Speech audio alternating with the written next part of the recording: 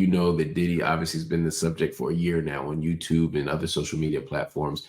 And one of the people who gives the fuel to this fire was two people. One is Gene Deal, his former bodyguard, Diddy's former bodyguard, Puffy's former bodyguard. And then there's Jaguar Wright, who's fueling it from the, not from the other side, but from a similar side, which is to say, look, this guy's a monster. Puff is a monster. Let me tell you all the things he did. And every night, every month,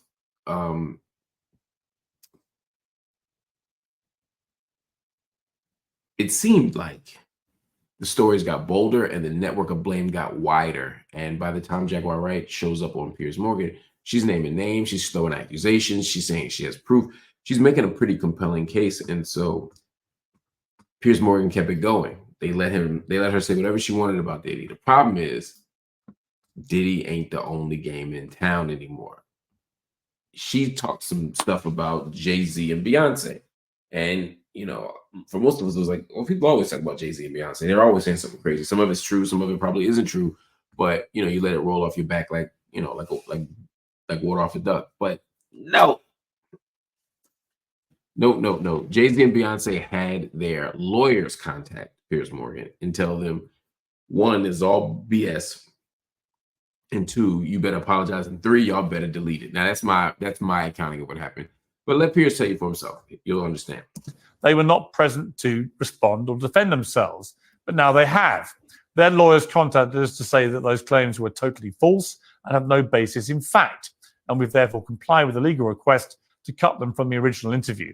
Editing interviews is not something we do lightly at a show called Uncensored. But like the proverbial cries of fire in a crowded theatre, there are legal limits on us too. And we apologise to Jay-Z and Beyonce. Well, now, Sean Diddy Combs. Think about platforms. The reality of the modern world is that pretty much everyone has a platform as long as they have something to say that other people want to hear. It's pretty heavy. Couple of things there. First, it's very rare that Piers Morgan is going to issue an apology, and he did it. It's even rarer that he's going to say that I probably shouldn't have had that guest on and not hold them accountable. But he did it. And then also, he shouted them out. He apologized to them, and he said, I'm going to delete the footage. Now, Jaguar Wright was alleging all kinds of stuff about Jay-Z and Beyonce. I don't need to rehash it. But it seemed absurd to me. It seemed far-fetched to me. And I'm not saying Jaguar is a liar. I'm not saying what she's saying isn't true in general. I'm saying this particular story didn't seem right to me. And I wonder what her sources are.